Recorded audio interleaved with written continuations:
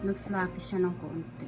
So, ngayon po ang gagawin natin ay yung mini cheesecake cupcakes. Nung nakaraang video po, meron po tayong natira kasing cream cheese, kaya gamitin po natin yon para hindi masayang. Pang konti lang po yung gagawin natin. Hindi po natin kailangan ng maraming ingredients kasi mahal po ngayon ng itlog dito sa Japan. Mahal din po yung cream cheese, butter po, mahal din. So, ipapakita ko na po yung ating mga ingredients. Yung gagamitin po natin ay itong cream cheese. Cream cheese po yan. Ito, Yuki Jirushi po ang ginamit natin. Mego milk. Tapos, 200 grams. At saka yung natira po natin yung paraan na video, ito pong 50 grams. Yan po. Gagamitin po din po natin para hindi masayang. Kumbaga lahat po, 250 grams ng cream cheese. Tapos butter, 40 grams ng butter. Tapos granuled sugar at saka 2 itlog na malaki. Pwede na rin pong medium, 2. Huwag mo na pong ibahin. Pag kasi tinatlo niyan, iba na po yung amount na gagamitin natin. Yung vanilla po, optional lang po din po ito. Vanilla or lemon ang lemon din naman po. Lemon, vanilla or lemon. Ito kasi hindi siya 100% na lemon kaya hindi ko siya ngayon gagamitin. Ngayon, vanilla ang gusto kong gamitin. Tapos, yung cracker na gagamitin natin, wala kasi ako makitang graham cracker dito sa Japan. Meron siguro sa Amazon, kaya lang medyo mahal po siguro. Kaya ito na lang po yung gagamitin natin. 75 grams po yung gagamitin natin. So, ito na po yung mga ingredients natin. Okay? Tapos, ang gagamitin po natin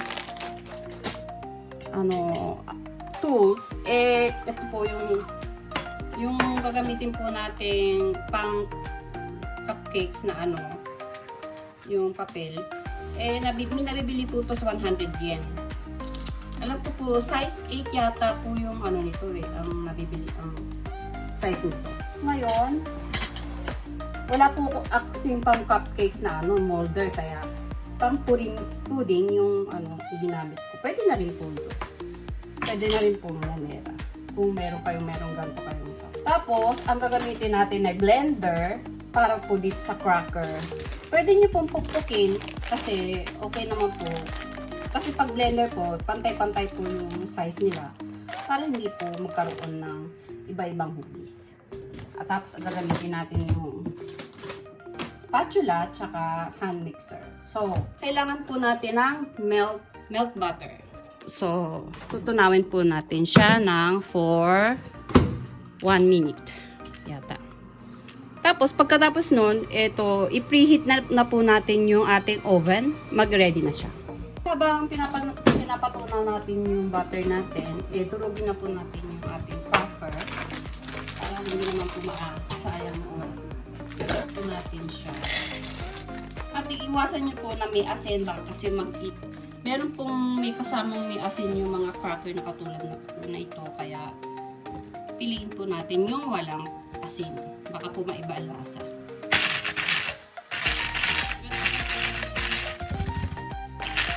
Durog na po siya. Huwag po rin natin masyadong durog. Lagyan po natin ng 2 tablespoons of sugar.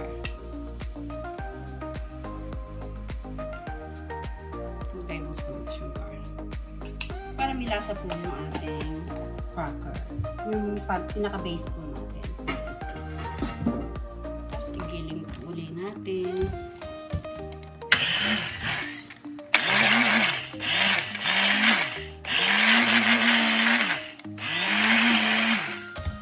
Medyo gumiling na siya. Hindi yata gumiling. Ilagay ko na lang kaya muna sa parang hindi gumiling kaya ilagay ko na lang po sa bowl na lang.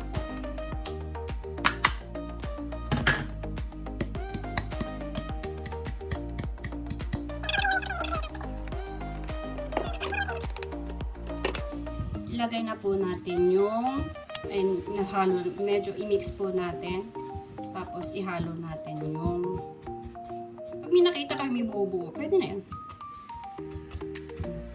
Pwede na yan. Maliit lang naman. Tapos lagyan natin yung butter natin. Medyo ganyan ka tunaw. Tapos lagyan natin yung butter ha. Butter po natin. Tapos i-mix natin.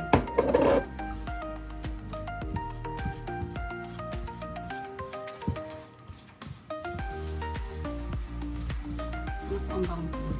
Tapos yung texture niya, makikita nyo po na parang ganito. Okay na po siya.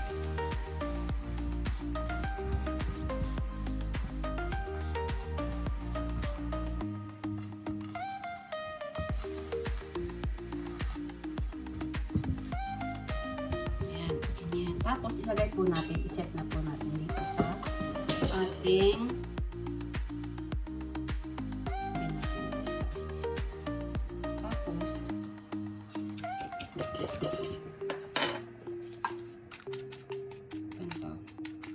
flat na ano. Ito po pang takal po ng bigas namin dito sa Japan. Kaya ito flat natin. Na naging flat na ganyan. Okay?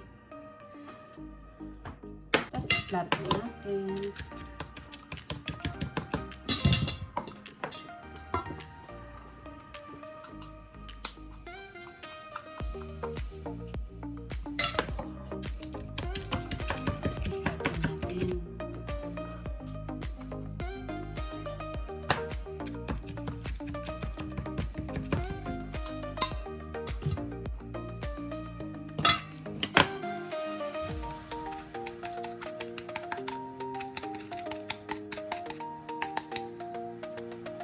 Ngayon, i-bake na po natin sila ng 190 degree for 12 minutes.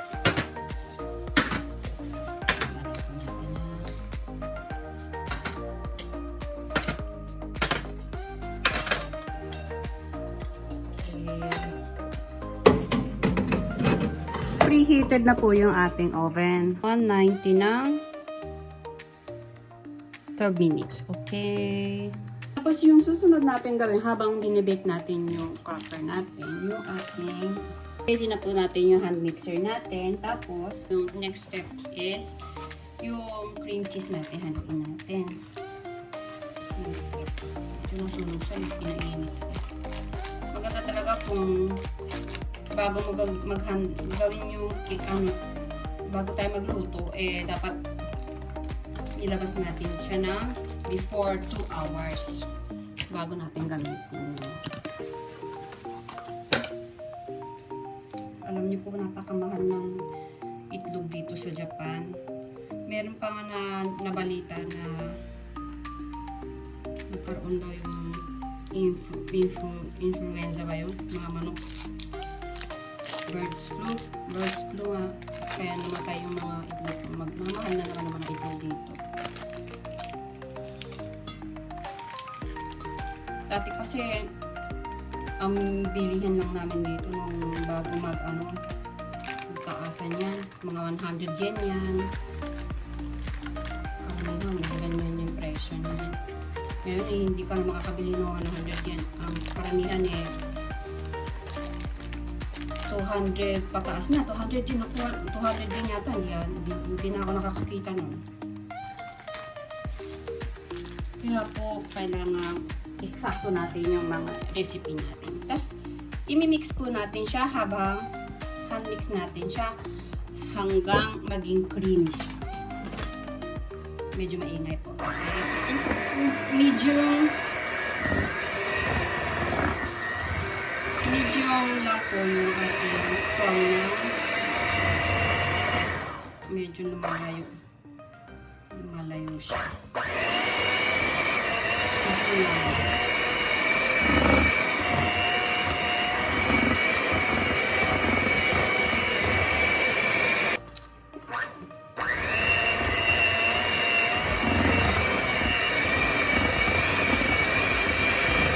Tapos lagyan natin ng itlog. Medyo malaki itong nabili ko. Sana malagyan ng balat. Shell. Dapat kasi bago ilagay muna sa ibang lalagyan bago i-diretso dun sa mix. Kasi baka mamaya malagyan ng balat o kaya masira yung itlog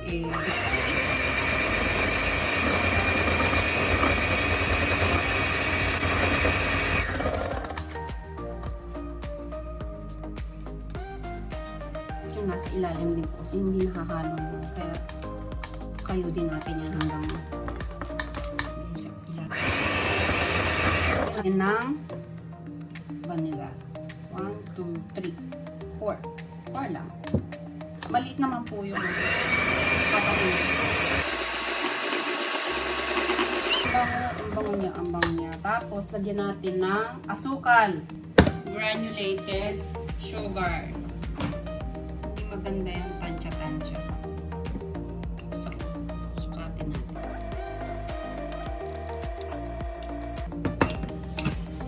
105 grams ng asukal. Ilagay muna natin yung kalahati. Gradually natin siya i-mix it sa naman.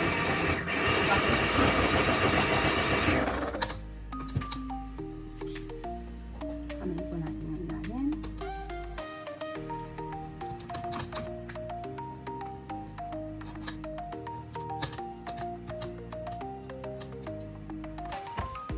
Tingnan po natin, baka may sobrang tamis kasi para ma-adjust natin. Kulang pa. Nakapit na.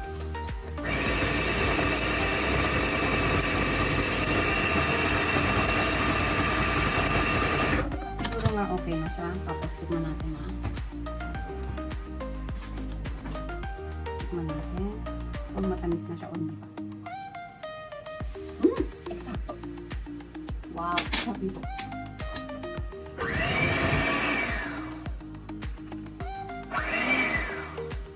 Yan. Tapos, hindi pa luto yung ating cracker. Tapos, pag naluto na yung cracker natin, ilagay natin. Medyo mainit kasi yung aking... Wow, okay na siya. Maglagay tayo ng 3 tablespoon. Wow, okay na yan. 3 tablespoon. Hanggang dyan lang yan.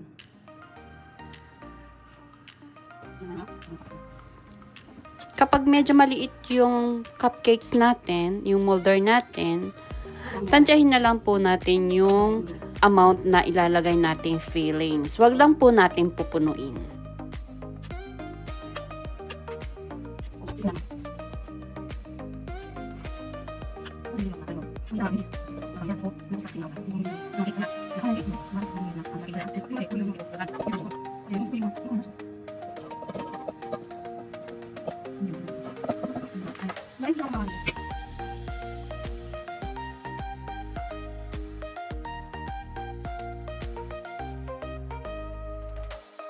I-bake natin sa baba, pinakababa. Tapos 190 degrees. 190 degrees na 15 minutes. Okay? So, hintayin na lang natin pagkatapos. Okay. Dinagdagan ko pa ng 3 minutes kasi medyo hilaw pa yata yung loob niya. Kaya, add for 3 minutes. Ayan o. Nag-fluffy siya ng konti. Ito na po siya. Ayan o. Medyo nag-crack siya kasi luto na. Yan, ilalagay po natin dito sa lamigan natin. Medyo napakainit po.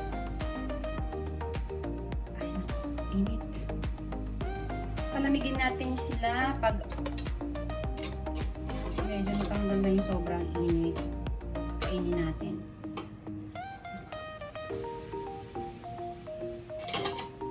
Ako, hindi na ako makapaghintay. Sobrang init sobrang init. Palamigin sila natin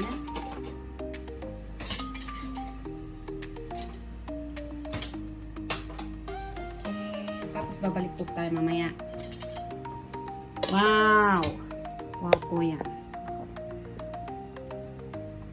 Okay. Tikman na po natin, ito po yung mga nagawa ko ngayon. Stick pa na po natin. A moment of the truth.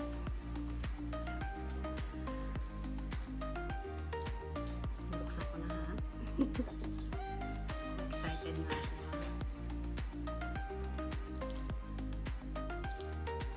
Wow. Yan po.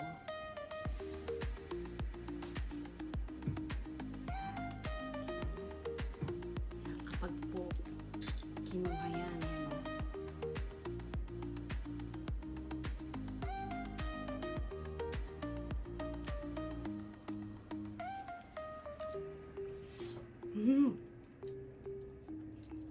Alam nyo, napaka-soft po. Tapos, hindi tayo kasi gumamit ng harina. Kaya, cream cheese lang, napaka-soft po na. Attention, it's time to taste.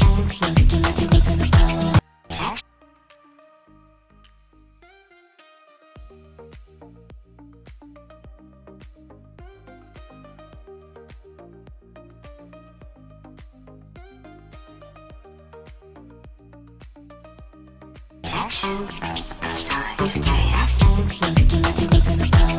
Attention, it's time to taste. Sa mouth watering. Hindi pa po siya masyadong malamig. Medyo mainit-init pa, kaya medyo malambot. Kapag nilagay po natin to sa rep, eksakto na yung texture niya ay napakasarap. Yung 1 point pa po, binake po natin kasi yung biscuit na medyo makunat-kunat yung kanyang texture. Napakasarap po. Bagay na bagay po sa fluffy cream part ng ating cream cheese. Bagay na bagay doon sa biscuit na ginawa natin. Ngayon, sana po nagustuhan niyo po ang video ko ngayon. Ngayon, salamat po sa panonood. Sana nagustuhan niyo po ang aking recipe for today. Sana po panoorin niyo po sa susunod na video. Ang gagawin ko po ay leche plan. Kaya, kita-kita na lang po tayo sa susunod na video. Bye-bye! Salamat po sa panonood!